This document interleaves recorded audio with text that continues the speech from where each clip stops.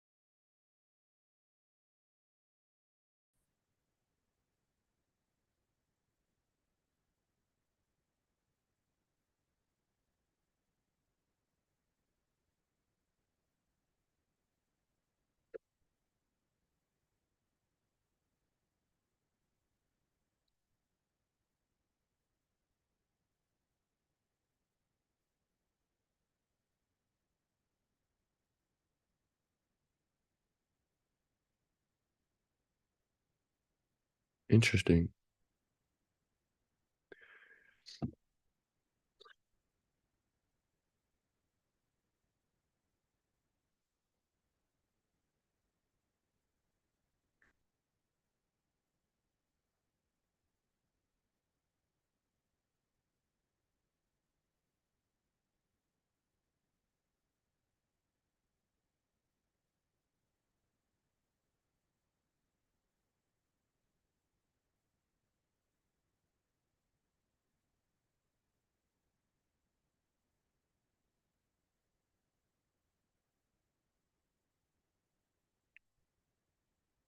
Earnings at one.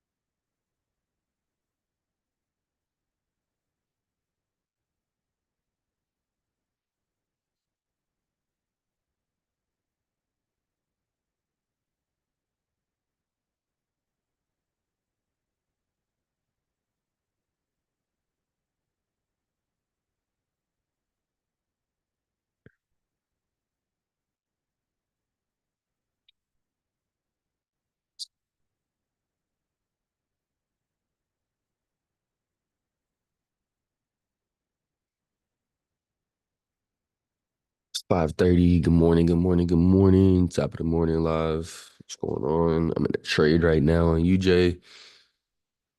Man, UJ was on a tear overnight.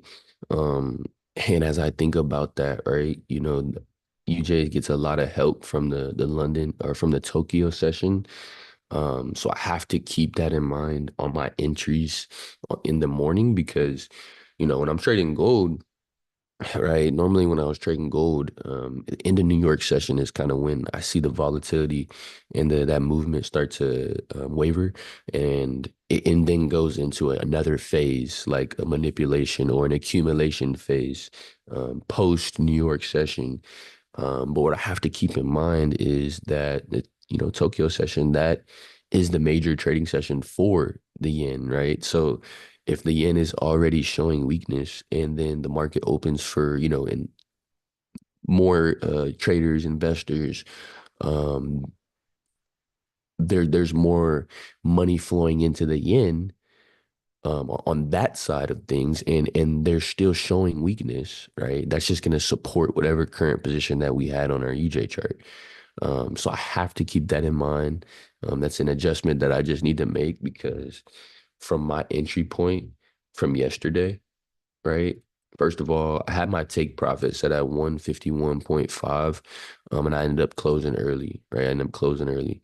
We do see that it ended up hitting my take profit, and I'll show you guys I had that set my take profit here. Look, 151.5, that was my take profit. I closed at 151.1. So I was about 40 pips shy of my take profit, right? But if we go here, right, this is my entry. Dude, 218 pips, right? And it didn't show signs like, yeah, it corrected itself and, some of these alleys and whatnot. And our MACD signaled that as well, supporting it. But ultimately, what did it do? What did it do ultimately?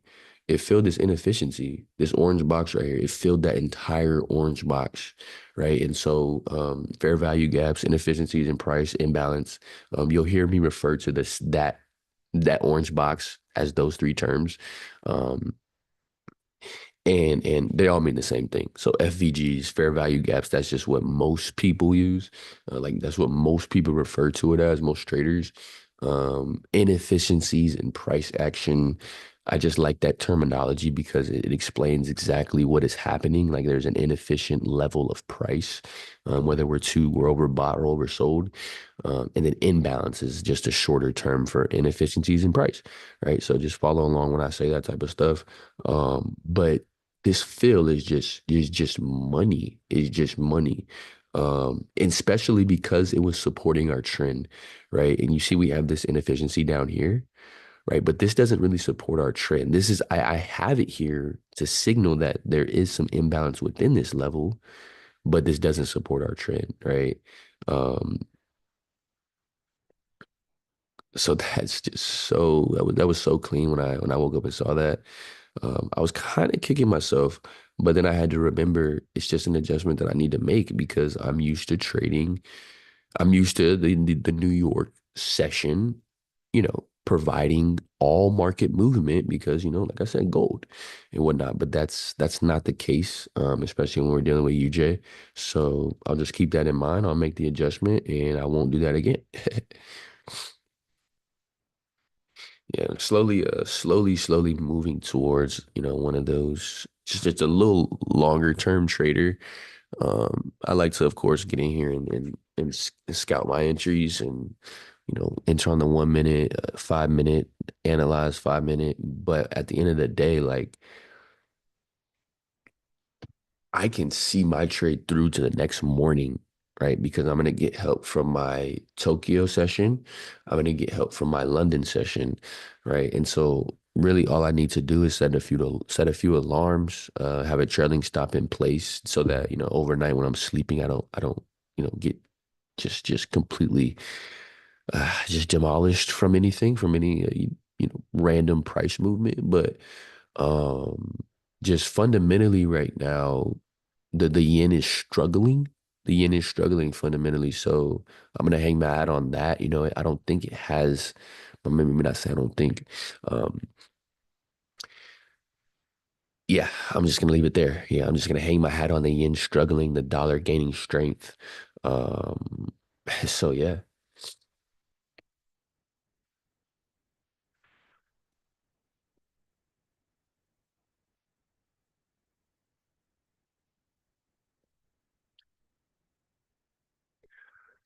yeah, I'm gonna look to take this trade to this liquidity sweep here on this daily level, right? Strong daily level, right? Why is it strong? Because I had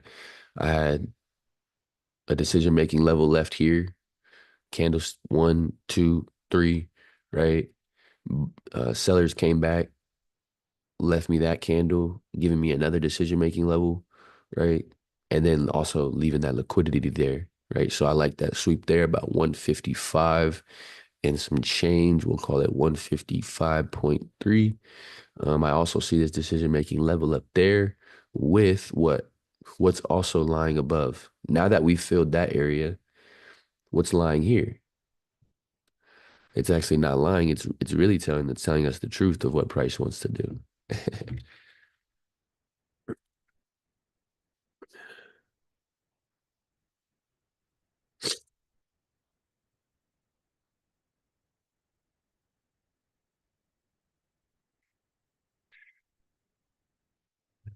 To do what's there. Inefficiency, right? Fair value gap, right? So definitely looking to see price move towards that area. My first target level is going to be that liquidity. Second target level is going to be this decision making level. Third target level is going to be that fair value gap.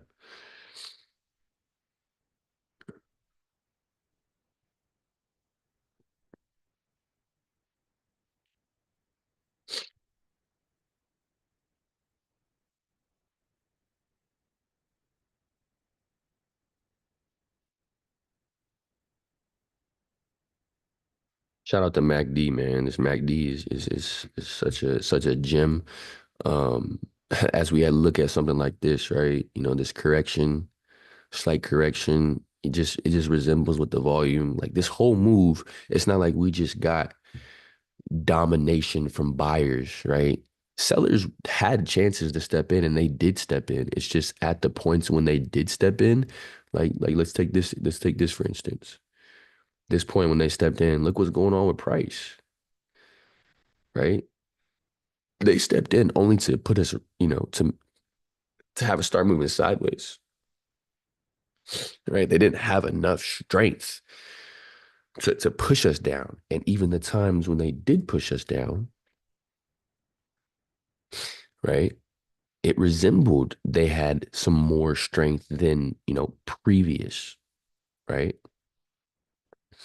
We can agree that these bars for sellers are stronger than these, right? We can agree with that. And that is what that's resembling. So even as we get here, right, seeing this and seeing this ranging motion, this ranging movement, I'm not concerned at all. On top of that, when I do this and I look at the yen, right? I still see the yen is supporting, right? Look at how like it's supporting that average so this is the third. I have it on the 30 minute right now, so it's about 13 hours. 13 hour basically average from the yen, and we see that it's respecting that level. So it would need to correct all of this for me to feel like the yen is going to make a different movement. However, um, I like this level, right? So I want to see this level get respected on our yen, and then like we're just gonna keep falling. I was seeing something yesterday about the yen possibly falling down to like the 50s, right? I'm gonna find that article again, but just the yen, I believe, will gain its strength, as things politically get sorted out. However, th- like I said yesterday, when the U.S. economy sneezes, other economies and other, countries catch a cold. So everybody's kind of waiting on the dollar. Like, you know what I'm saying? Waiting on this election to pass through, um, and just waiting to see how the dollar is going to react. So I look to take that. Ain't gonna blow my nose. I will be right back.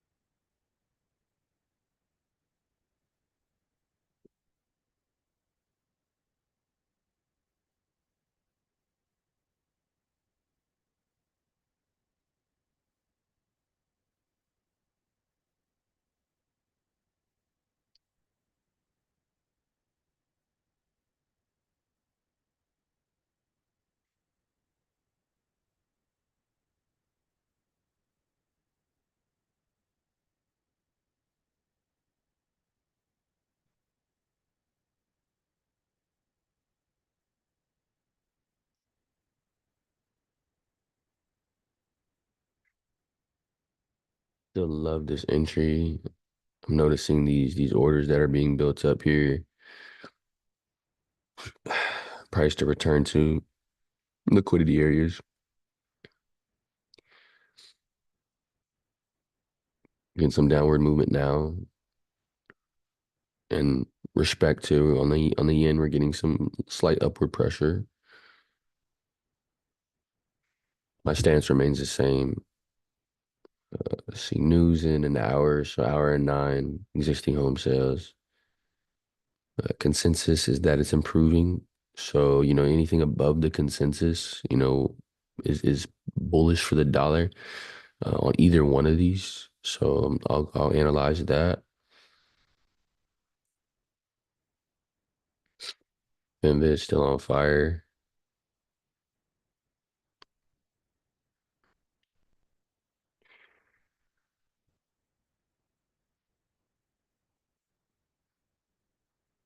Because we were so high up here on our MACD, I love this correction that we've gotten. I love this correction that we've gotten. Just basically giving us a whole nother wave to then move bullish, and we can see how far that move will push price upwards. Oh my goodness, my allergies have been hit me with the 1 2 2 1 1 combo for real. Be right back.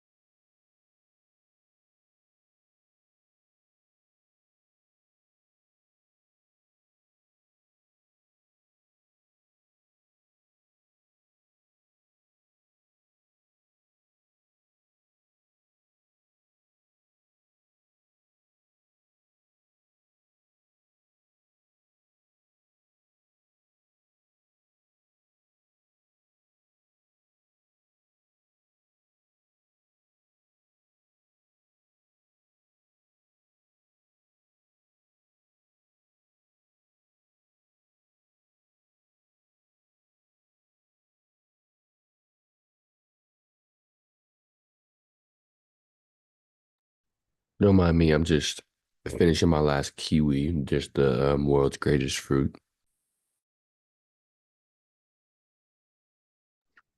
Strong, strong behind. Actually has the lead on pineapples right now. Um, but yeah,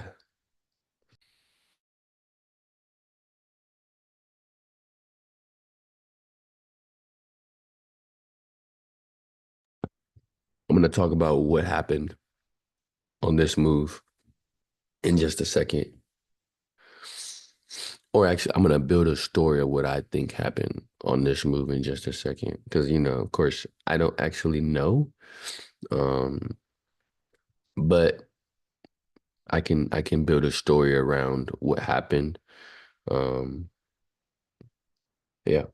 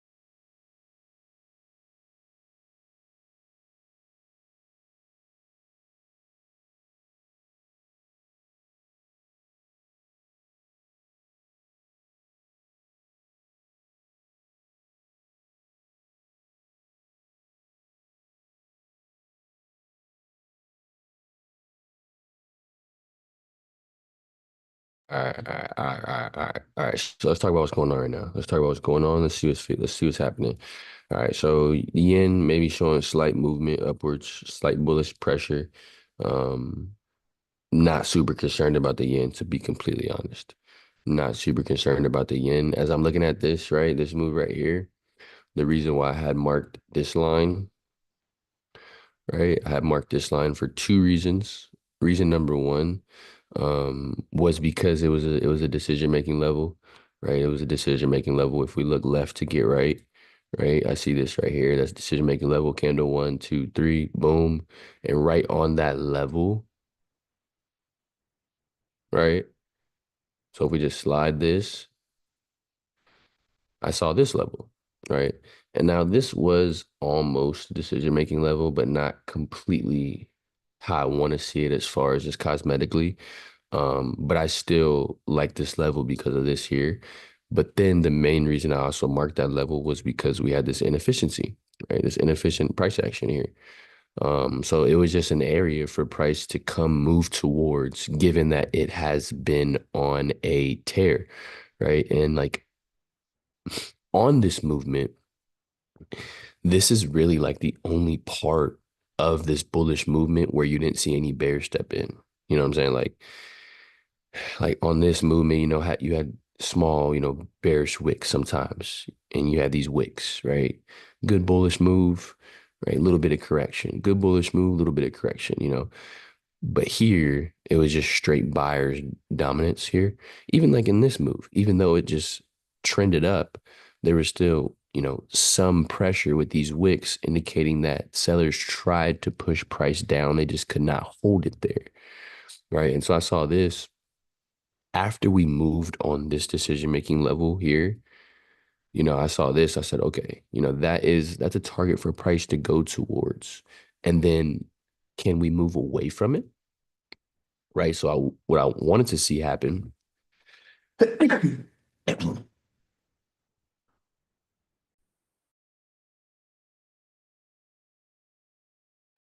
what I wanted to see happen was this right here.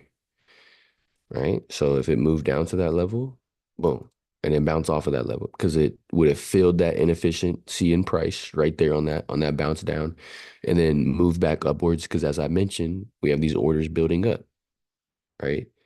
These orders are just being built up. Liquidity point, liquidity point, liquidity point, right? Orders at highs of price, right? And so that's what I like there. And so as we proceed, right, let's see what price is doing. And now we're here, still messing around with this level, right? Leaving decision making levels inside of it, right? Like this is here is a decision making level indicating what for me? Indicating what? That this area is just where a decision's going to be made, right? And so, how can I analyze who will make the decision? I can use all my other factors. Okay, I understand the yen is weak, right? I understand the dollar has some strength. Like the dollar is strong right now. I'm gonna be like that's my sentiment on the dollar. Just understanding it from a fundamental standpoint, from a political standpoint. The dollar has strength. Okay. The yen is weak also from a fundamental standpoint. They have some political uncertainties as well with their new PM, and then some stuff with the BOJ. They have some uncertainties on their end, what they're gonna do with the rates come 31st, but it looks like they're gonna hold off on any rate hikes or decreases on the 31st of October. That's when the Bank of Japan adjust their rates because what happens a week later? The US. The US rates come out, right? So they're either going to decide to cut them or increase them. So I think everybody's just kind of waiting on the dollar to make its move. But in the meantime, the dollar is strong against some of these other currencies, and UJ being and the yen being one of them.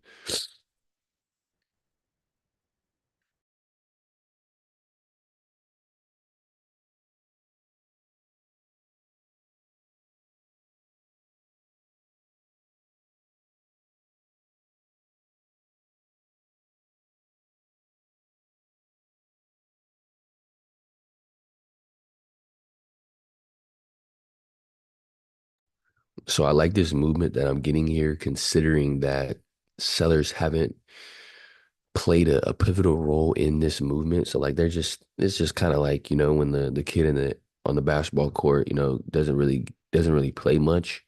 And you let him play for a few games. That's kind of what I'm seeing right now from sellers. And from buyers allowing sellers to, like, hey, you guys can play for a little bit. Because we've been playing the game this entire day. And now it's sharing is caring. So you guys have your opportunity to, step in and show us what you got.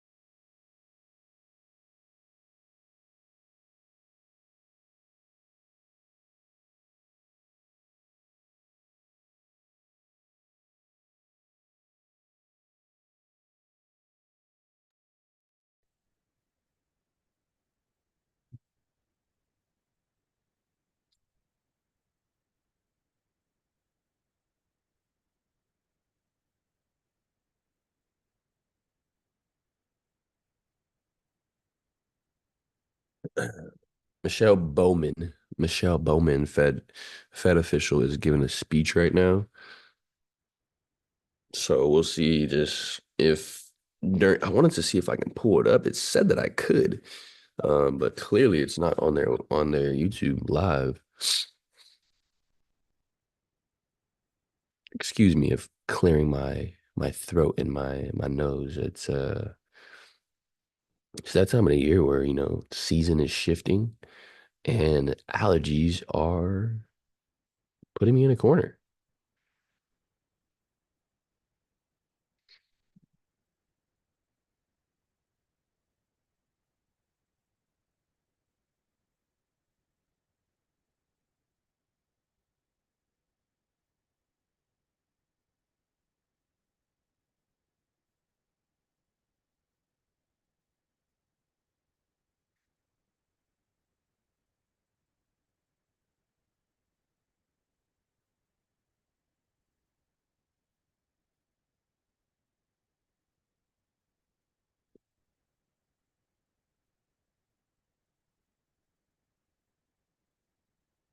Oh, there we go.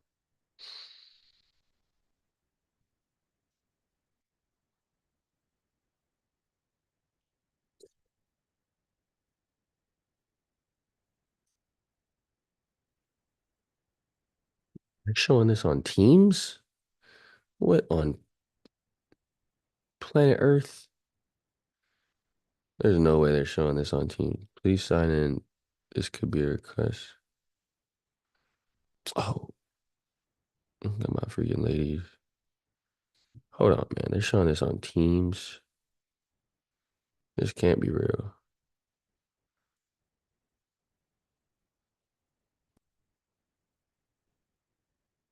Why couldn't you sign me in?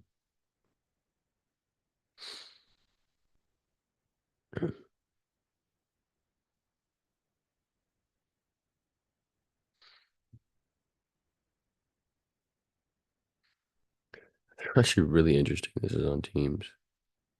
I don't know why I find it so interesting. I just thought that was really interesting.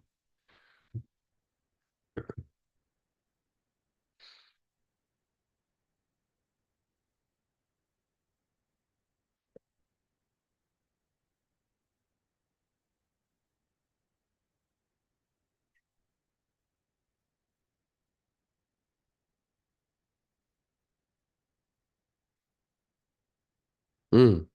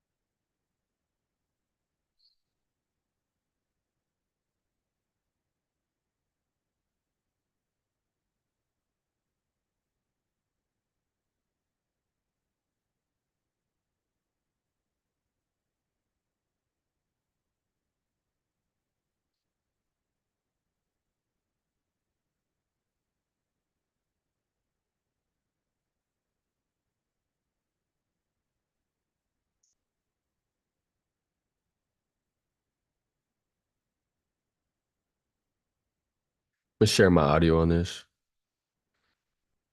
Around innovation and change. And I think we're a lot of economists here, and those who doesn't have to be, doesn't necessarily is. I think we all know Adam Smith. I think it's a pretty good place to start. But it's an interesting finding. If you read The Wealth of Nations, it's about 250 years old now. He writes about how goods were moved at the time. And the goods were moved through by roads and by shipping. And the big powerhouses of the day back then, one of the big powerhouses, the big techs of the day, you can call it, was canal companies. Because canal companies, they could move things faster, cheaper, and this idea of bringing things through horse and carts was sort of a bit phased out. But 100 years later, after Adam Smith's book, the transport network, and by that also how the industrial capacity of Britain changed, it was completely unrecognizable. It had changed completely. And the reason for why it changed was railways. And the interesting thing was that it was quite a messy interaction between technology and other aspects, changing how railways were used. There were already railways around when Adam Smith was writing, but they were small, they were private, and they were drawn by horses. And he actually didn't even mention that as a possible contender to roads and ships at the time. But over the course of the next 50 years, there was a lot of innovations going on. Steam engines, obviously, making the trains smaller, faster, and more efficient. And it made railways increasingly superior to canals. It following some smaller private railways. The first public railway was actually between Liverpool and Manchester in 1830. And by that time, it was about, I've been told, 125 miles of railways in England. But over the next 40 years, it grew to 13,000 miles. And excuse me for the following pun that my speechwriter put in, but you can say that canals were really dead in the water. So was the change then smooth and predictable, rational, obvious? You know, you think about trains, you know, who could be against trains? This is pretty good stuff. This was actually a really messy story. So let me tell you a few things about this. First of all, it was not just because of technology advances in itself that made the situation, the transport moving from canals to railways. So first of all, financial innovations. It meant that investments, to make investments in railways became easier, but also we know how we humans react when we think about the new exciting thing. We get a little bit carried away. So there was a financial bubble and that had to be taken care of. There were terrible accidents. So you had to put in early safety regulations to reassure a very skeptical public that this new novel technology called trains were actually something that was safe to travel on. And the competition drove further innovation, but the result was a grossly inefficient network. So the various stakeholders here had to agree on a standardized width of railway gauge. That's pretty important if you want trains to travel across. And it took some time, but the real network effects of railways could then be enhanced. In the end, the standard that was adopted was, I think I'm getting this right, Stephenson's 4 foot 8.5 inches. This was spread across England internationally. I think actually it's being used in this country too.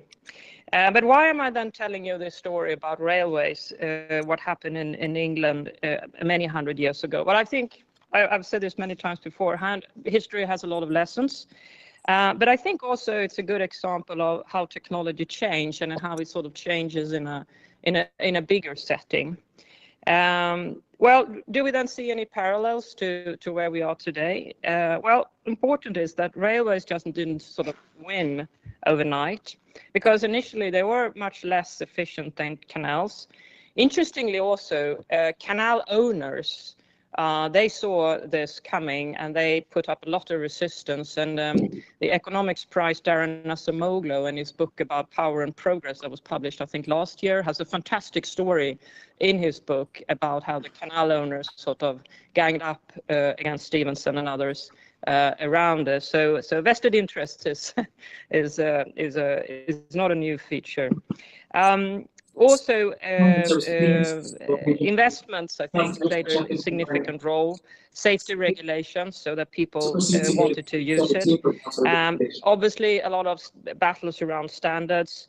But importantly, I think the message here is that change driven by technology and innovation, it's not an elegant dance. It takes quite a bit of time. It can be a tussle, it can be a mess, it can be a race.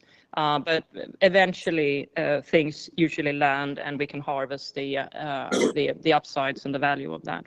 Mm. One more closer example to home. It's a really good article published by the New York Fed recently, and that is talking about when securities markets got rid of paper processes in the 60s and 70s. And it's an interesting, great story. The big power players at the time, IBM and Honeywell, they were in the race to develop more powerful computers. And if you've seen old photos from those days, you could see that the papers were piling up everywhere, and it became very incomprehensible to deal with this. And stockbrokers, they were racing one another to use these new novel computers for their own advantages.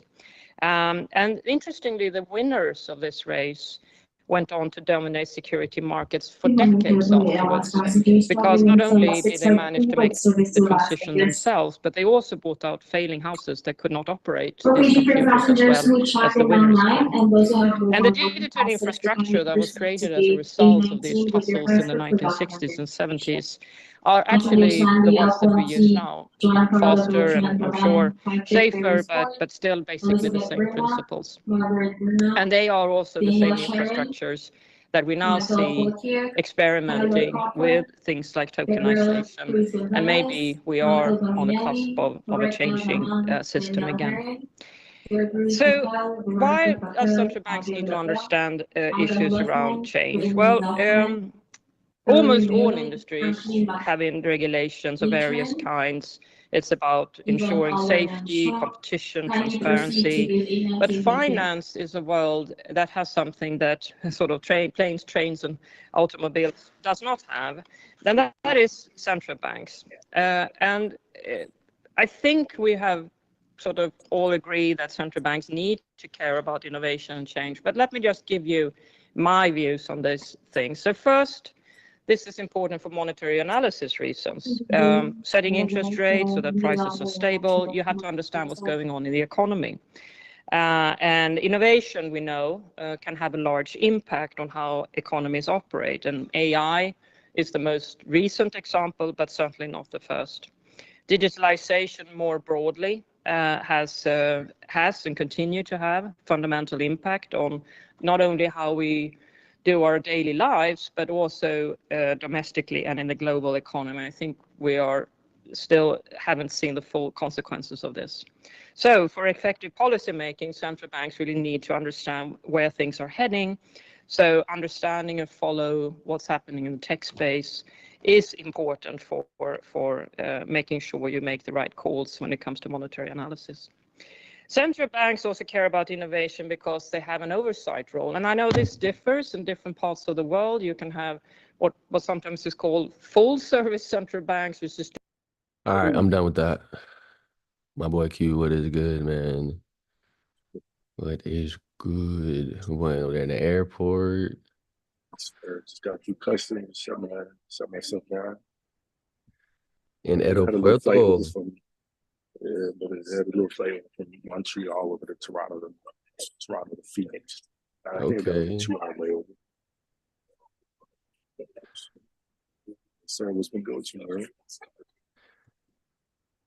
I can't really hear you. It's kind of low. But man, it's been good. That's been good. Finally settled in the crib. Just been cleaning out the garage, getting things completely settled. Um, but yeah, man, that's about it. Freaking Calais about to be 8 months in a couple days. So we're crawling and some more stuff.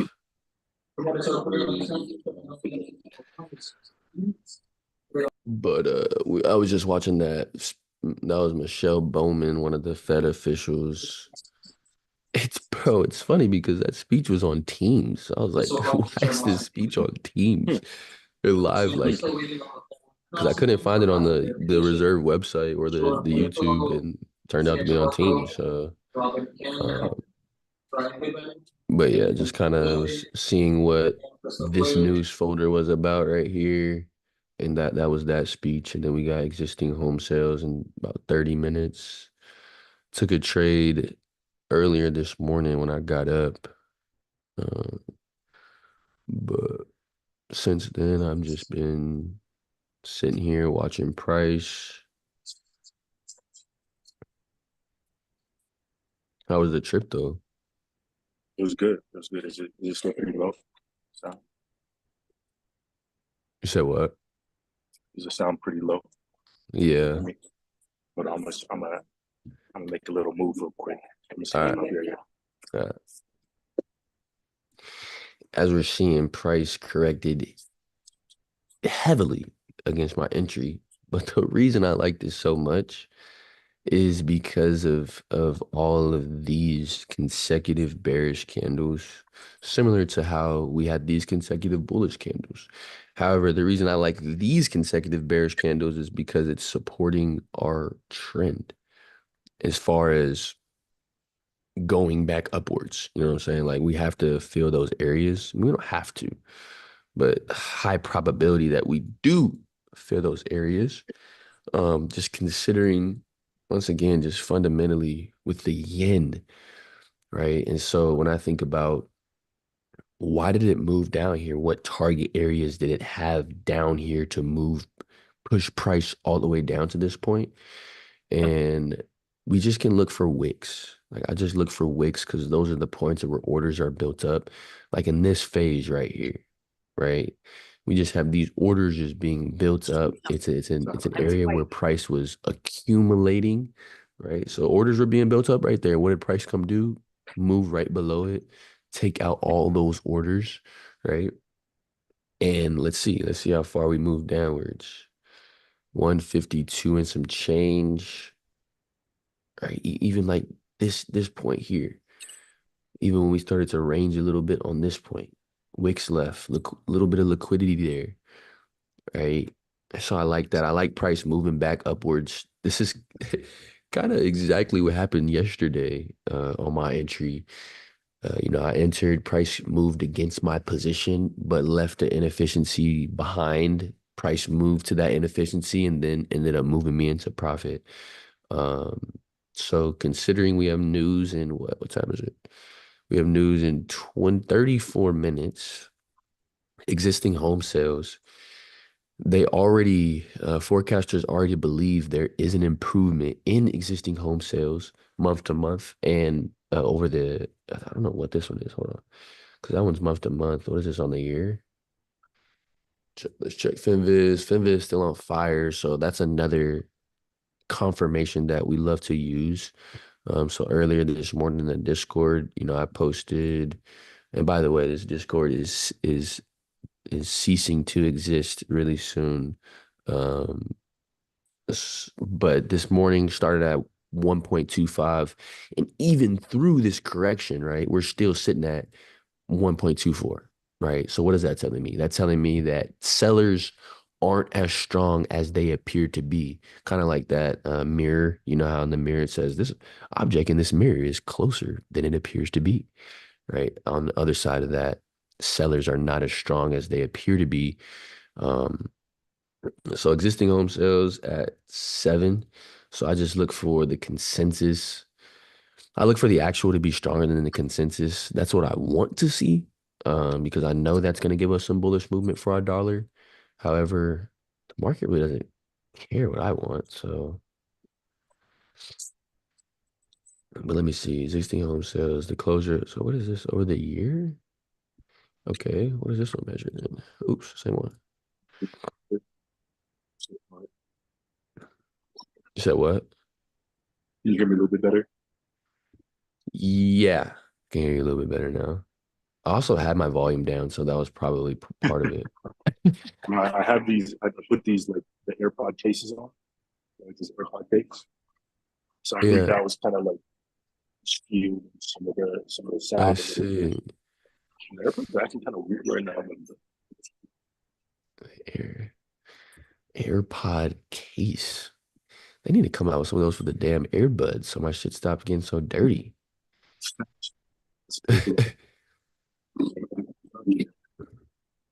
What's that We're gonna do conversion rate typically like over there? go ahead and look at USD CAD, bro.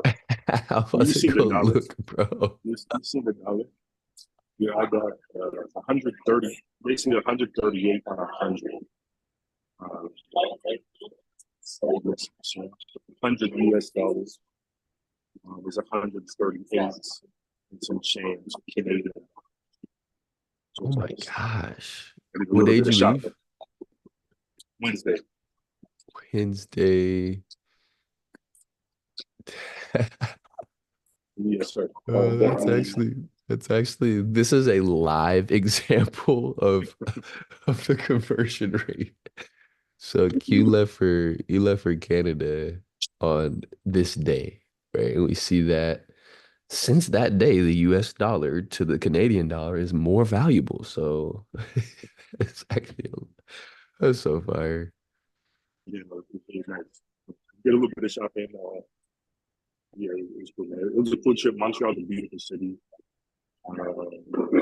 Locked in the ladies. That's kind of the big move from I the trip. like to hear So, that. making it official with the lady, man, never closed.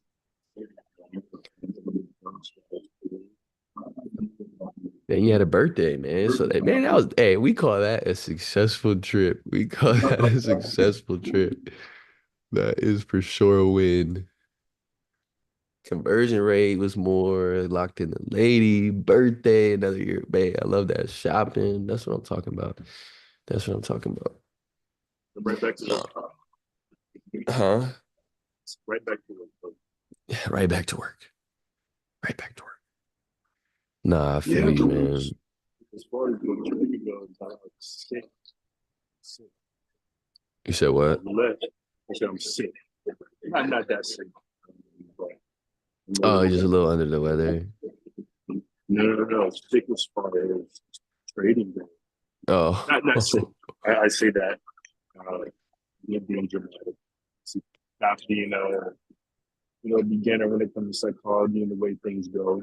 facts. But I was in still in my position on board when the boom when the movement.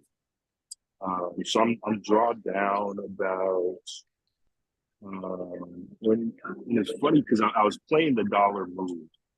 I was playing the dollar move, and on my initial entry, I knew the risk, so that's why I'm not upset. I knew the risk Yeah. of just the Middle East conflict and the way that would impact the gold market specifically. Hmm. So my analysis on the dollar was correct.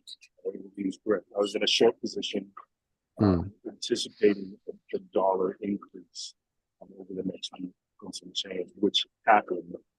Um, but I haven't had the time to kind of look at the events that have happened over the last couple of weeks. Over the last week, that caused gold to rise along with Hmm. the dollar. So, unlike what it traditionally do, if there was something that is confident and other things with the United States fiscal policy, monetary policy, everything that is specific to the gold market. Yeah. So I understood that risk. Yeah, yeah. So I'm in the position still, drawn down about 30% of my account. And over this next little bit, probably as this trading session closes, moving to 2, 3 p.m., I'll make a decision. I'll sit down when I get home and I'll figure out what I want to do with that position. Hmm. Again, it's a position where like I knew the possibility of that So happening. that. The conflict in the Middle East is so volatile, and anything happening on a day-to-day basis could cause the markets to absolutely crazy. So that. So we'll see. I like the thought of buying the bullet, taking And it. you're in a short or a long? In a short position for it's a USD. Yeah, it's one of those. You continue to learn lessons, you continue to understand the risk. I think if I had to do it all over again, I would have obviously just paid a little bit more attention, with what was going on as I took the trip. but I would have, and I had this thought of just staying away from gold right now Hmm. until this whole Middle East conflict kind of is Yeah. especially if I'm not active on the charts like every single day, which I am typically. So there's that too. Yeah, no, I feel But that. just yeah, yeah. The pure kind of traditional way of doing things with gold. There's just so many things influencing Yeah. the gold market specifically. Um, and I had that thought, but I remember I thought about that right when I took the entry. I said, oh, man, I just kind of want to stay with USD JPY, stay with UJ. Um, so if I had to do it all over again, I would have just stayed with UJ, utilize my dollar analysis and just gone with the UJ and the dollar point. No, I feel that. I feel like this is one of the few times that we see the dollar and gold like move together like that, Yeah. and just because of that stuff going on, I definitely feel you on that. Yeah, that stuff is crazy over there, man. Yeah, ever since I've been watching like videos on YouTube about it, that's all my YouTube algorithm now pulls up. So like every day I'm seeing something new going on over there. I'm just like, oh my goodness. It's just so crazy. But Yeah, man. How's the trading been on your end? I've been following your message on Discord just a bit. Seems like you're doing good. yeah, it's been solid. Aside from just, straight P&L, I'm really just trying to Yeah. maximize this UJ market because like being so used to trading gold, I normally like to get out of my positions before the New York session ends. Mhm. And so I've adopted that same type of mentality on UJ. And probably 8 times out of every 10, um, it's actually continued after market open because we get into the Tokyo session, which is primary yen session, and then we get into London, which is even more volatility, right? So like I've kind of been kicking myself in not seeing my trades through completely. And like the one last night, bro, I had my take profit set for 151.5, right? So like way there. And because I was playing this inefficiency fill and I entered like way back here, right? Had my take profit set for 151.5, and just yesterday I ended up closing way early. Um, but then it ended up filling that entire inefficiency and I had to think about why. And it's just because of that session. So I'm just trying to shift and adjust my approach that I had on gold because I traded gold for so long, and just acknowledge that UJ just moves. Not only does it move different, but the sessions that can be utilized, like we can utilize all sessions versus getting out of my trade after at the end of New York session because we might be going into like a manipulation phase or an accumulation phase, what I'm used to gold doing. So yeah, aside from my P&L has been solid, but there are definitely lessons that I've been able to pull from it. Um, so yeah. That's good. Yeah, I've really been Yeah. focusing on the yen too, just like individually and what's going on with their economy. Like they have equal political uncertainties that we have here, but they are also waiting for us to make their like our major move. Um, so yeah, I've been loving it, man.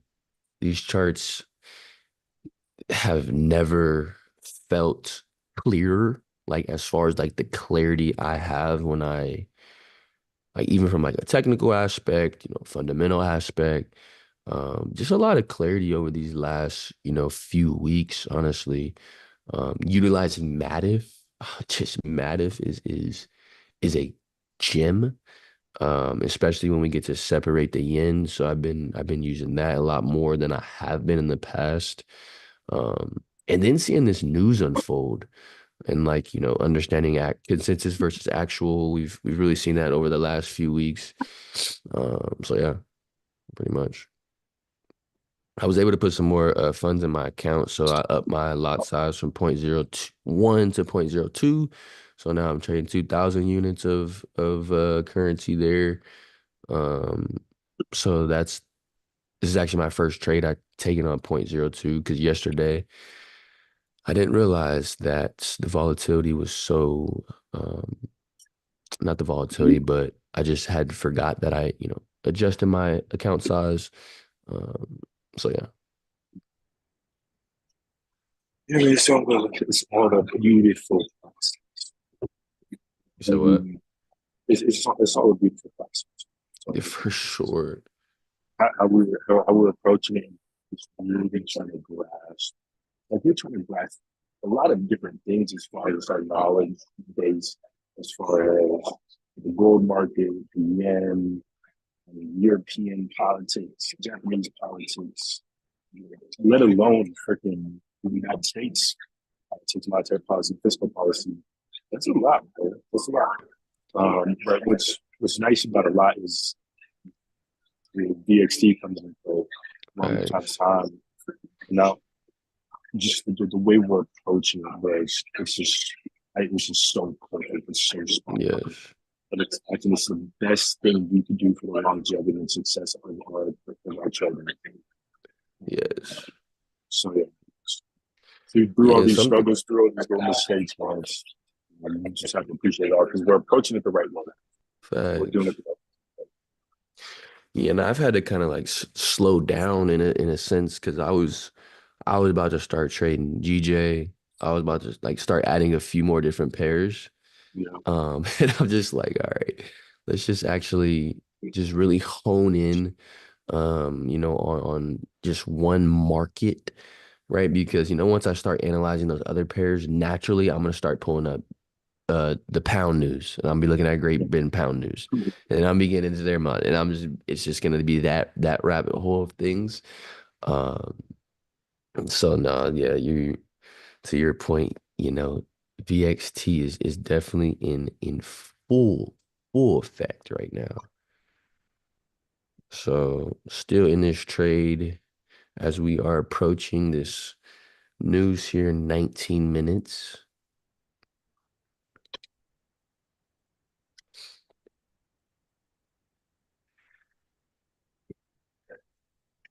light dude. Damn, bro, my allergies have been whooping my ass. I feel you. It's that time of year though. Once the weather starts getting down, it'll be better. Another week of heat, man. Facts, bro. And I've been doing like just moving, like garage, like dust, all that stuff. And so I need some of that Mucinex. Mucus in, mucus out. Mucinex in, mucus out. I know it'll probably hit me when I get back to when I get back home. Usually this time of year I'll get a little sick, like pre-winter, winter, I'll get a little something. The good thing about your return is we're actually getting some good weather. The weather is weathering. Weather is weather. So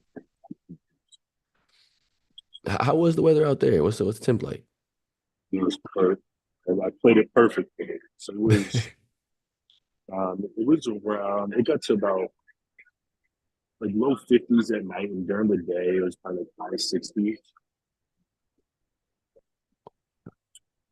So yeah, it was High perfect. It was 60s. perfect.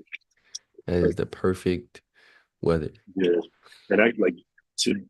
I think okay. So tomorrow, the temperature in Montreal is going to drop. So right when I left, so I get back to Phoenix, and Next Tuesday is supposed to be really nice.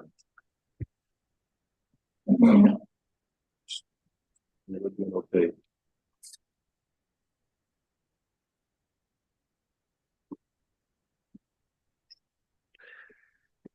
No, that's what's up, man. Yeah, we gotta get you out to Canada, bro. We gotta get you out there. 100% need to get out to Canada. This is my first time out here.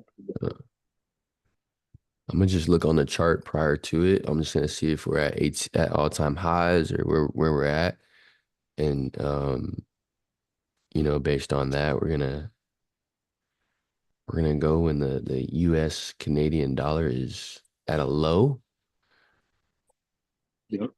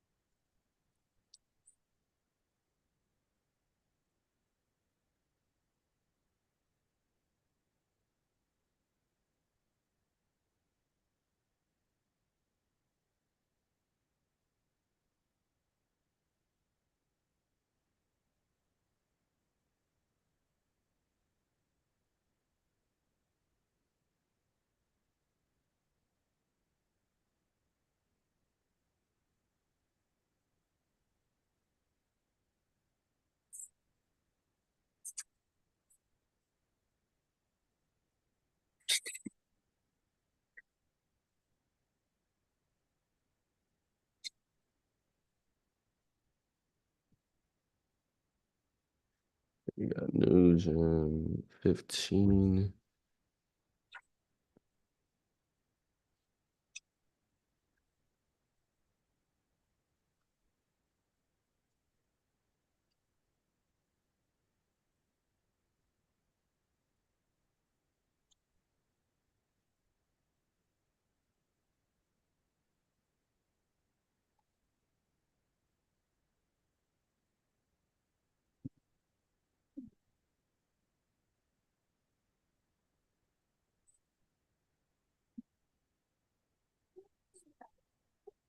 It's interesting, dude. It's interesting getting, That mistake again.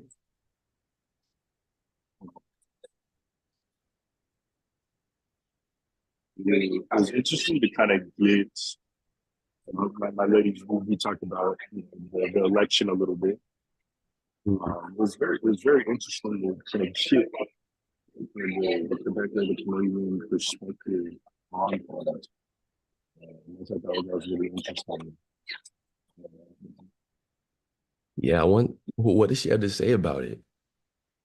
So Canada in general is typically more of the world's country. So, we're here, we'll have there's a lot of conservatives, and people are kind of sliding a continuum between the two.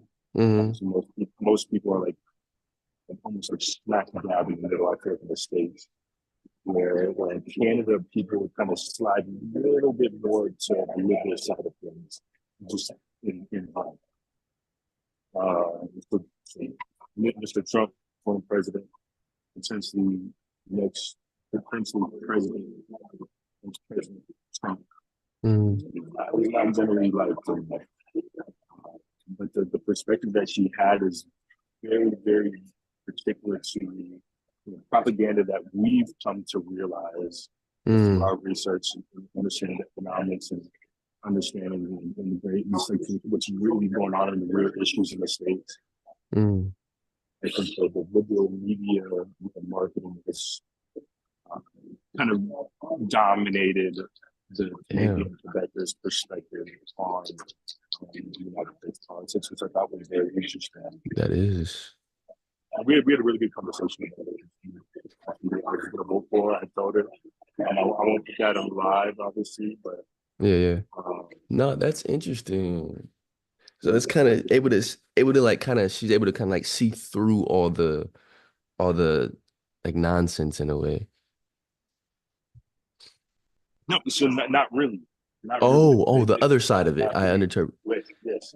I Yes. see. I Yeah, so see. I was kind of like just telling her like what like our real issues are, and Yeah, just like I the many see. manipulation and just the things Interesting. that happens, and the way social media is used, and it's everything. It's really interesting conversation. Really Yeah, interesting. that is really interesting, actually. Yeah, I just got to thinking about the election. I was like,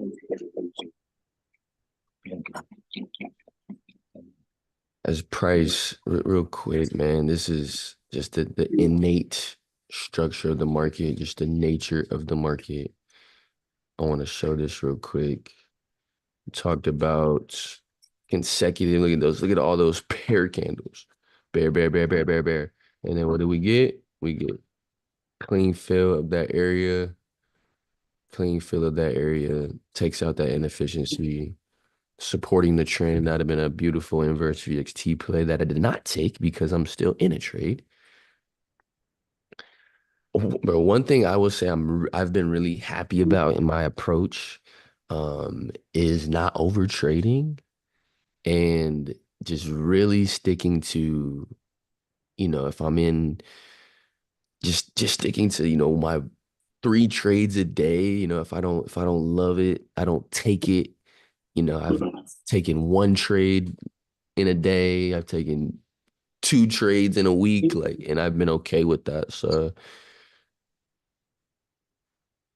but no, the political agenda spread across countries is an interesting concept to actually talk about with somebody that is actually living in another place. That would be, I wonder how it is in like the European market. Meet somebody over there and talk about it with them. China market, Japanese market, all that type of stuff. That would be interesting. What time is we it? don't know. Huh? Like, but in the same way that we don't, like, I don't understand like Canadian politics, and politics, and really like operate in the sense of how people are involved with the politics, interact politics, and react to things that happen in the news and stuff like that. In my, I guess, knowledge and experience, is still generally as it is. Every place is different. Every Yeah. place is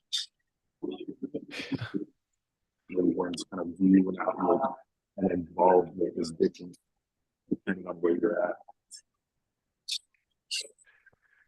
Was there a lot of digital currency out there? Like not digital currency, but like Apple Pay and like Yes. they don't do Apple Pay? No, that yeah. Oh, Mostly Apple Pay. oh, All tap. interesting. A lot of places don't take cash. Which is interesting. There was one place, this Vega place, where I got this happening. Hmm. They took American dollars, Interesting. which I thought was interesting. So you didn't have to convert, it just automatically converts when you pay? Right. Wow. It's Was it just like that nice for to see. Japan too, or you had to actually convert in Japan? Same thing. Wow, that's actually, I did not know that. Because it didn't always used to be like that, right? You actually had to used to like go convert and take your dollars and convert them to that country's currency or no? Or has it always been that way where you just pay with US I think dollars? I think with uh, ever since Tap Pay, I think I'm not sure if it started with Tap Pay. Uh, yeah, it'll just if you pay with US dollars and automatically convert it. And Chase, I don't know if it's Chase or if it's like whatever service that you're paying, Yeah. the restaurant or whatever you're going using. If I had to guess, it'd be Chase, and if you tap it, obviously you have US dollars in your bank account.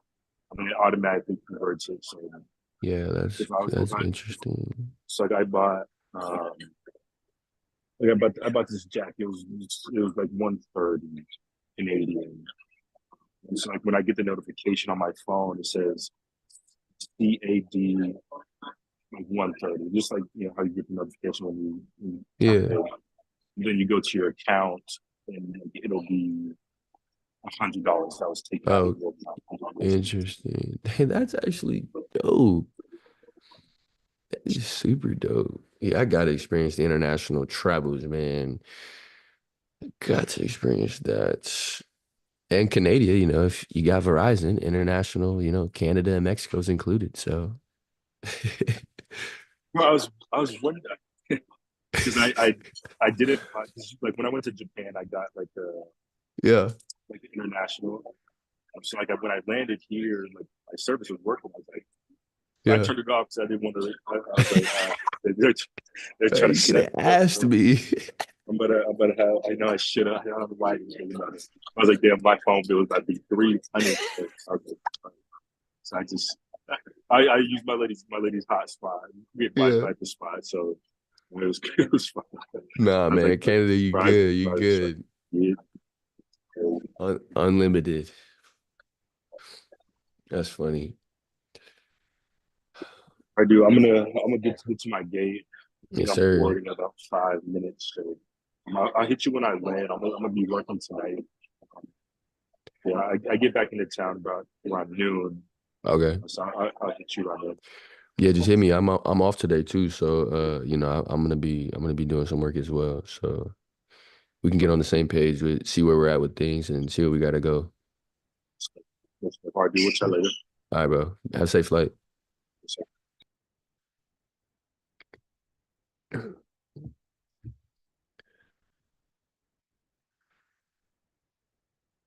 And if you didn't wish him a happy birthday on the 20th, now is your chance again. I'm not gonna say it again. I'm not gonna say it again. No, I'm just kidding. But no, that's Bloom COQ. You know that already. But just traveled to Canada on Wednesday, traveling back today. A live example of foreign exchange right there, right?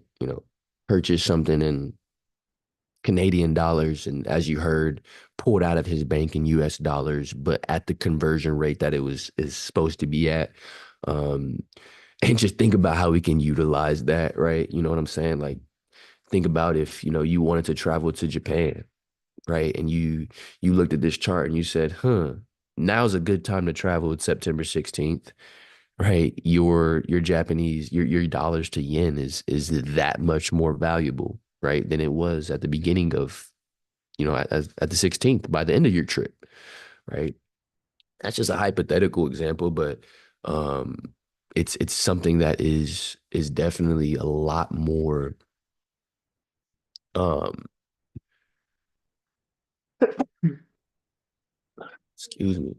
It's something that is definitely a lot more, what's what I'm looking for? Not present, but current. Like this is that's kind of the same freaking thing. But yeah, you guys know the word. If you have the word in your head, go ahead and fill it in the blank right there. But this foreign exchange stuff is something we use every single day. It's something that can be used and utilized in so many different ways. Um, and then that's just one market. The Forex market is by far my favorite market. Like undoubtedly my favorite market. But it doesn't stop there because as I've explored the world of Forex and just understanding macros, micros, and global economics, um, it's put me in such a place where we will expand on other markets. Like, I want to get into the Tokyo Exchange, and understand that from the stock side of things.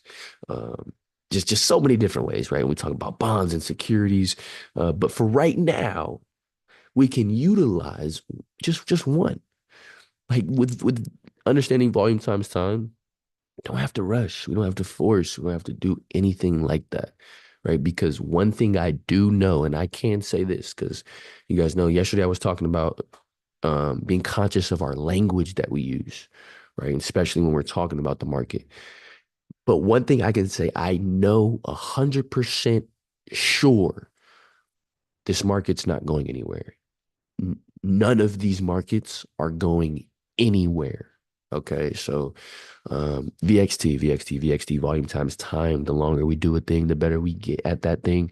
And the longer we do a thing and get better at that thing, the more we can utilize it and execute on the opportunities. As we're about 2 minutes prior to news here, we see price has moved right back to about break even for me. Um, I'm not gonna exit this trade prior to news. I have an area in the market where I will, decide to exit this trade if news gives me something I don't want to see. But I'm super reserved in understanding that where the dollar is, where our yen is. And so yeah, I'm gonna let news tell me, exactly where we're gonna go from here. So about 30 seconds till news. I don't anticipate any, spikes of volatility where I'm just completely, my just deteriorated and just with my trading psychology, it wouldn't be able to do that to me anyways. So yeah, let's see what happens. 15 seconds till news. Let's go.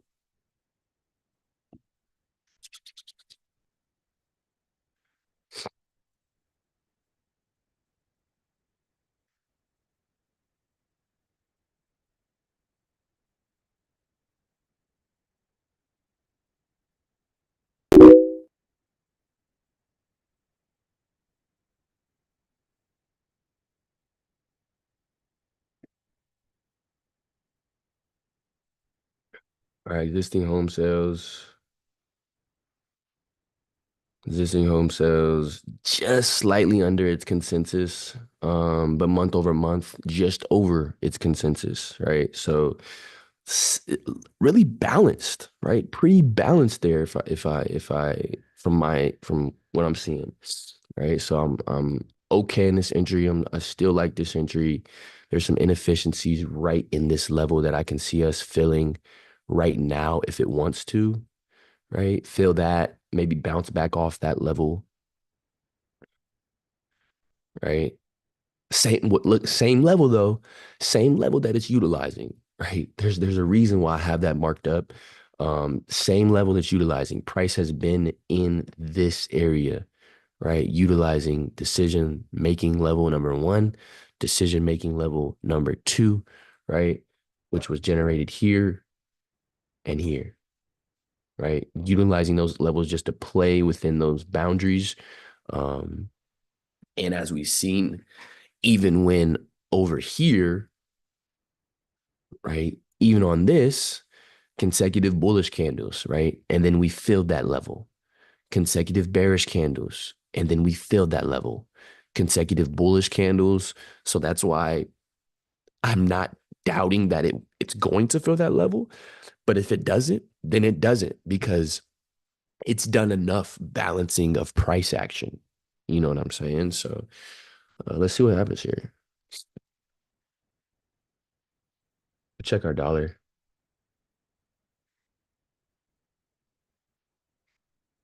Dollar's looking good.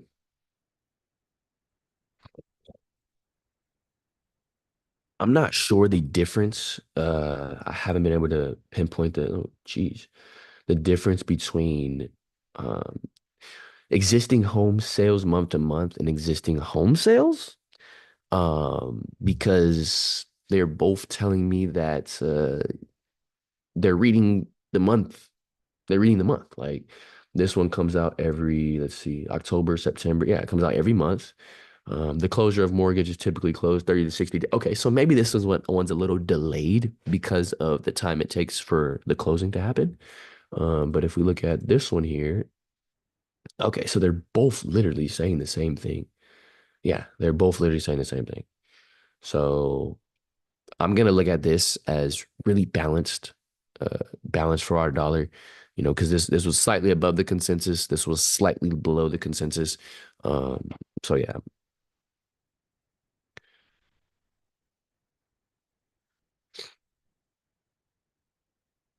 still in this entry. I still want to take it to those target areas that I mentioned earlier. And just to reiterate them again, first target area level number one is about 155, right? So I'll go ahead and mark that. And this time I'm gonna see my trade through. I'm gonna see my trade through New York close, right? Now, depending some extreme market conditions come about, that would be the only reason why I'll exit my trade. But the longer I've spent on these charts, the longer I've spent trading, the longer I've spent with my psychology, the longer I've spent with my emotional intelligence, I'm able to stay in a trade all day and be okay and not hover over my trade, hover over my chart, right? Like I'm able to do that. I have alarms that I put in place that kind of indicate when I should just take a peek, and alarms that don't overwhelm me. So let's TP number one, blue. And so just from what I mentioned earlier, just how many times the trade has actually went directly to where I wanted it to go. Um, but after my session has closed is kind of where I'm at. Like I want to start, like I said, my mindset was really catered to gold, which is as I'm thinking about it, like really put me at an advantage. Like it gave me a really great advantage. The fact that just because um like gold's the way that gold trades like is not normal. You know what I'm saying? It's not like a normal pair, like normal that type of movement and volatility. Uh, it is just not normal. So the fact that I was able to have the type of approach to gold, um, and it makes the transition to a pair like UJ or to a pair like GBP JPY or GU, you know, the pound to US dollar, really any other pair besides gold, um, it just allows that transition to be a lot cleaner, right? Just because of that volatility is a lot different. And there goes that fill, right? There goes that fill right there of price. So let's see what it wants to do off of this level now. As Joe Penny just joined the call. Joe, welcome.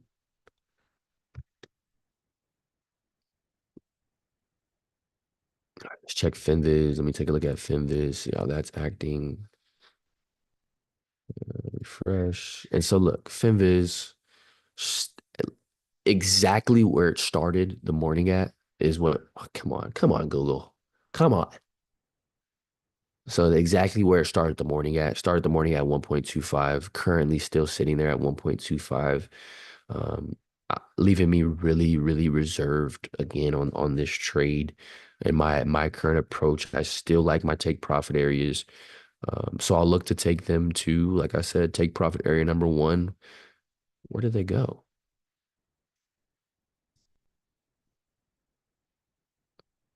Excuse me. Okay, there we go. That was the weekly chart.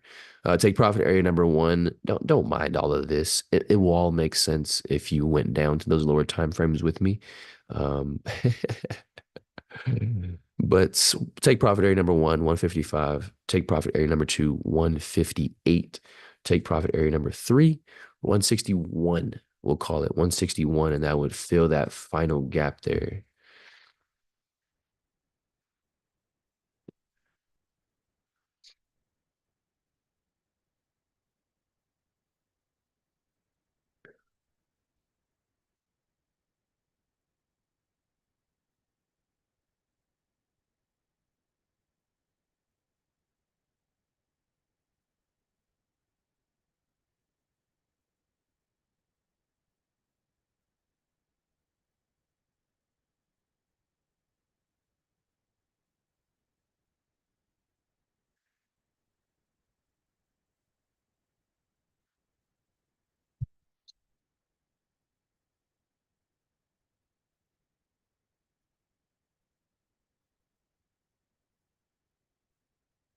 Let me check Mativ.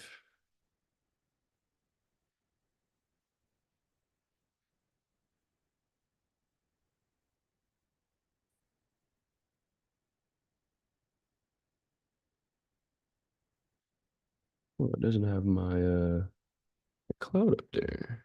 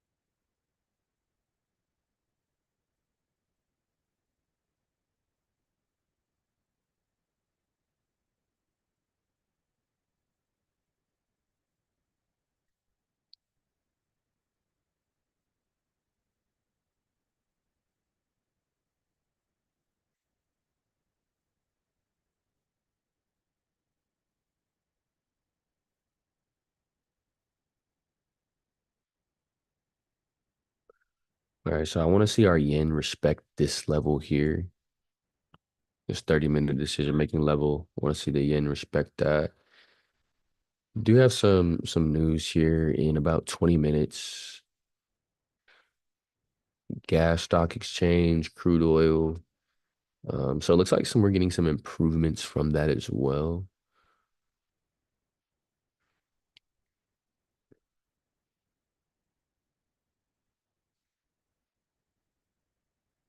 A higher than expected figure should be seen as negative or bearish. Okay, and this is a higher.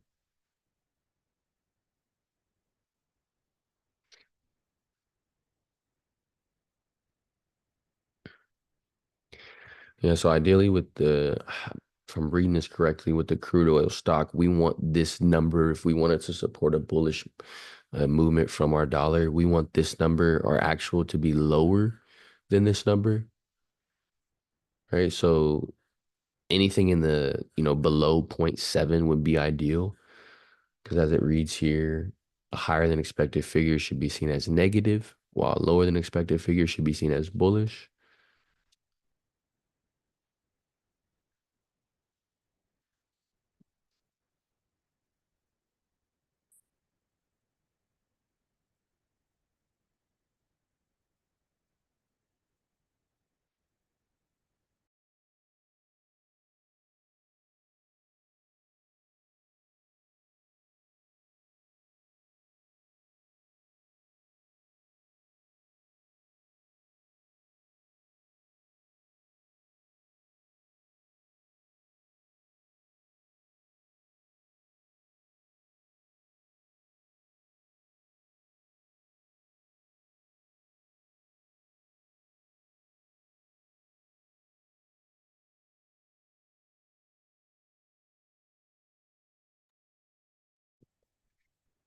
And so the same way we got, right, when we were here,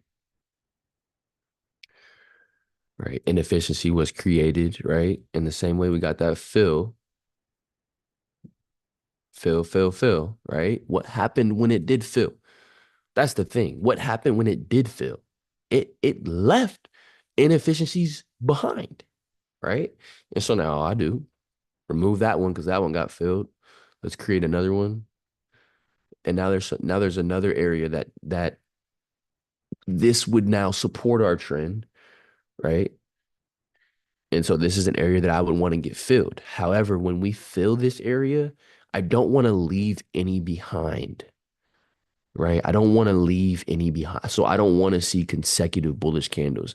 I want to see something like this to where, we move up, right?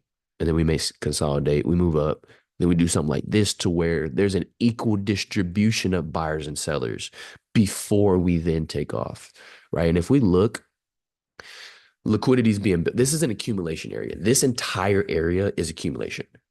And I'm going to tell you why. This entire area is accumulation, and especially up here, right? Because look at what's up here. Watch this.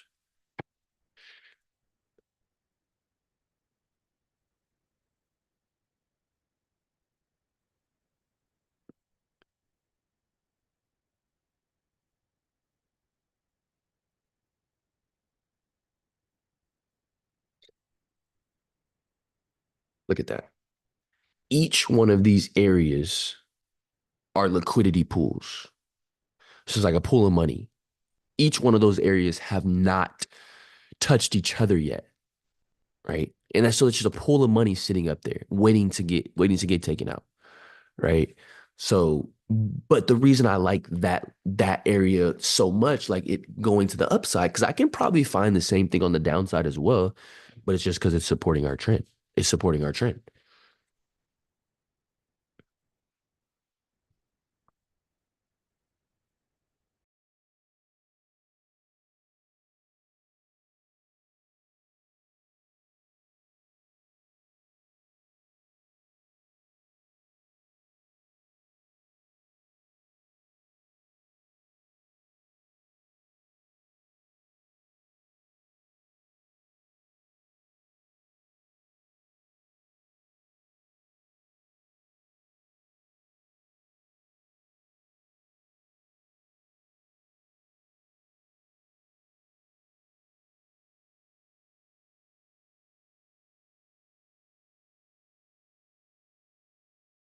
About 10 minutes left on this call here.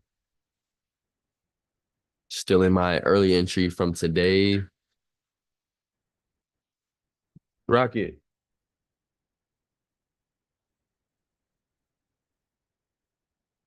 move. Still seeing the yen respect that level. I just want to see the yen respect that level. Just the same way it wicked here. It can come wick. That's fine. I just want to see it respect this level. If it doesn't respect this level, I'll look to analyze. However, I'm still keeping in mind my 13-hour average. So even when I use my not 2 hours, 1 hour. So this is my basically my daily average here. So as long as our yen stays below this, I will hold my trade. As long as our yen stays below this, I will hold on to my trade.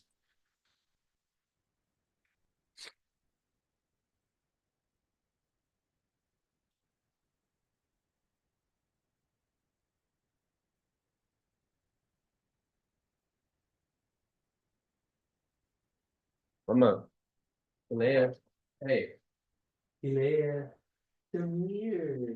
Come to me. Come to me. Come to me. Come to me. Come to me. Rocket, can you please move out the way? Go. Leia, come here. Come here. Yeah, come here. You always make me the giant kid. Come here. Come here, mama. Come Hey, hey, wrong way. Hey, wrong way. This way. This way. Come to me. Don't do I gotta throw the rope around you? Kalea. Kalea. Precious. Mama. Mama girl. You not gonna fit through there. Come here. Come here. Come here. Kalea. Hey. No. Other way. Hey. Hey. You going farther and farther away.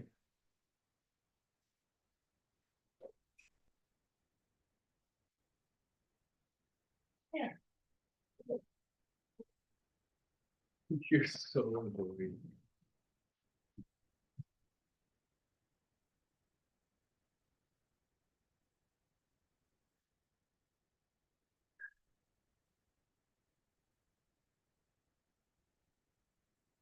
One thing I'm noticing here is our volume, right? Our volume down here.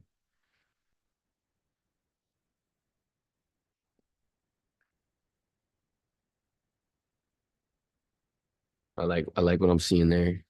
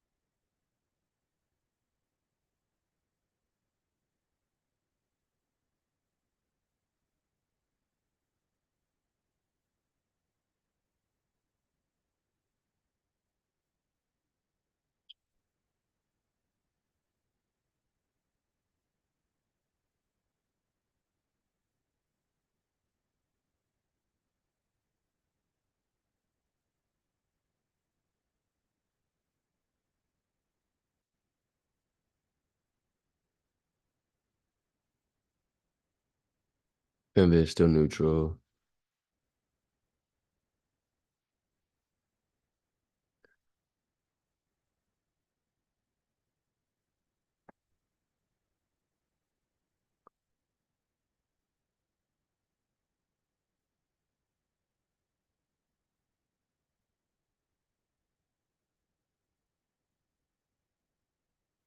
So what we were listening to earlier, I was actually listening to not my reminders.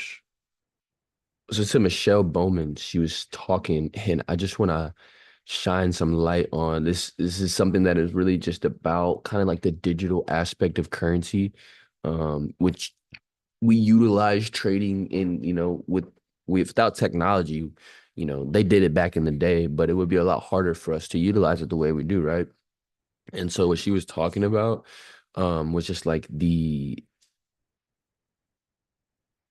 there's just a few notes I had written down here. So it says for effective policy making, central banks need to understand where things are heading. So when I think about stuff like that, it's just going to amplify when we do that much more, right? Because we utilize this market through a digital space. Um, and so just hearing her talk about that, it's really not like what I was listening to. It's really not like regarding, I'm not gonna say it's not regarding like what we're doing, because I believe the tokenization, and as the central bank and central banks across the world adopt digital currency, I think it's going to bring significant strength to our dollar.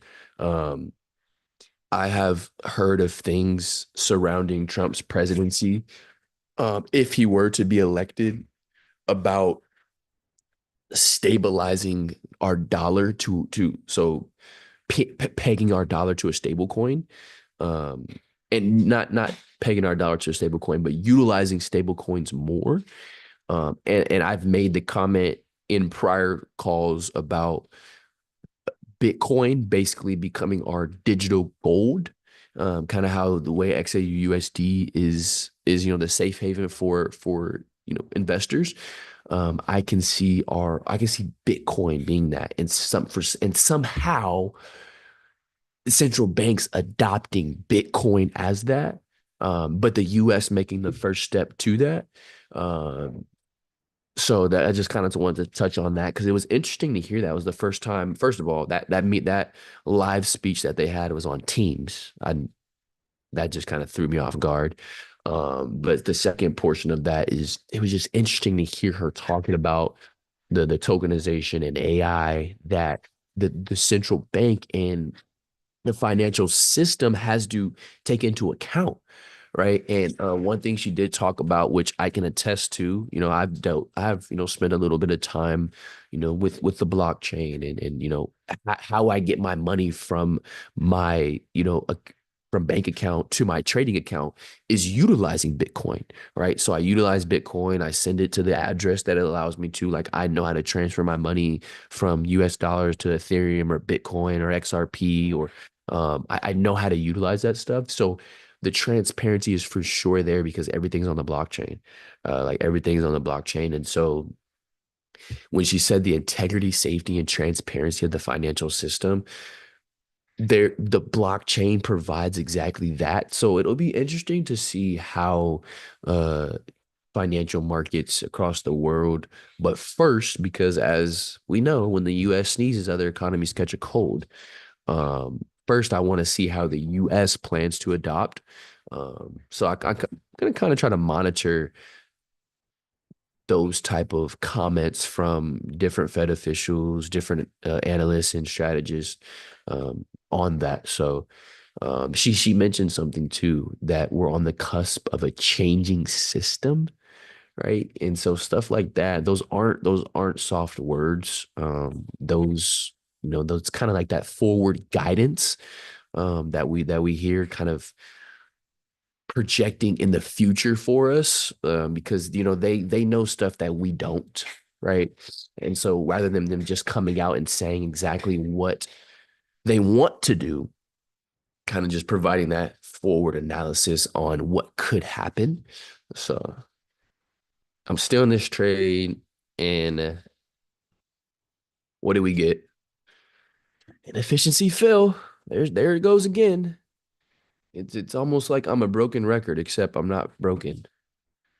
I'm just reiterating the same thing over and over again, right? But we get that inefficiency fill, right? And if you don't know what I'm talking about, let's do this, right? So what happened here, right? We got bearish movement, significant bearish movement. What do we get?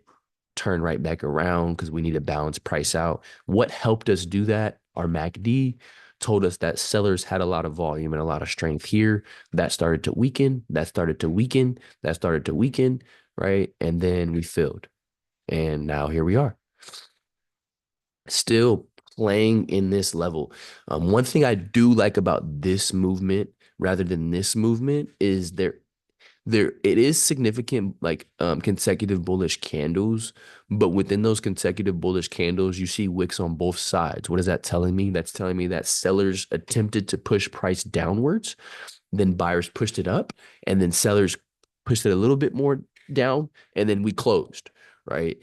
This candle is the only candlestick that sellers stepped in briefly, right? If we zoom in, this candlestick, right, is the only one where sellers stepped in very brief, right, with that wick there. But these other ones, like that's equal distribution right there. That's equal distribution. I could even say this is somewhat equal distribution, right? Sellers push price down here, buyers push price up here, but we closed right in the middle, right? Rather than this one where sellers tried to push price down, then buyers dominated. So that is exactly what I wanted to see, because now it prevents there being an area of imbalance within that level. There's a very, very, very, very minor area, right? Oh, not that big, very minor area of imbalance right there, right? But I'm not uber concerned about that at all. Now I want to see us move away from this level, right? Just away from this level that we've been ranging in all morning, right?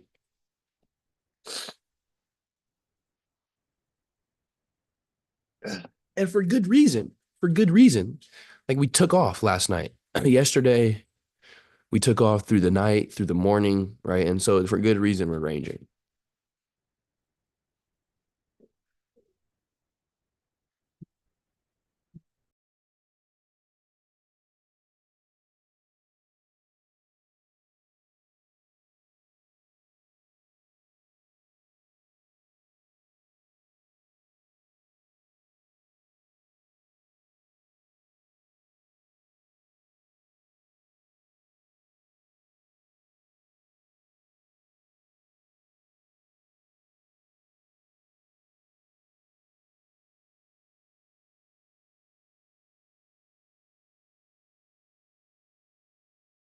This time? You gonna take something this time? You gonna say hi? You gonna say hi? Say hi. Say hi, Bloom team. Say hi, Bloom family. Say hi. Not yet. Not yet. She'll get there. Couple minutes left on this call. I'm probably gonna just end it now. Um, once again, I'll update you guys in the Discord as always. Still in my trade from earlier, which I love being like I can just feel my development as a trader each and every day, because I'm able to stay in my positions a lot longer, and not because like I just want to stay in my trades for a long amount of time, but because my analysis is and the story that I've built up um, just gets validated, right? And there's just a lot of factors that we can include to allow us to trust our initial entry, right? Because there's times where I could have took my profit up here, right? There's a time where I could have took profit. I probably in maybe like a 20 pip profit. But like I said a little bit ago, right? I've left too much money on the table on a UJ because I've had the same type of approach volatility wise as I did with gold. And so that's just something I'm conscious of now. And now I'm just going to continue to rewire that subconsciously. So yeah, that's pretty much all I got today. You saw Bloom COQ, he's back. And we're back in full effect tomorrow. So you'll see us on the live call tomorrow together.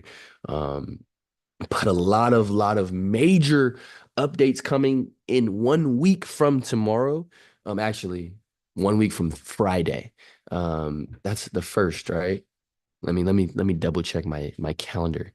Yes, 1 week from Friday, like enormous updates coming to our community.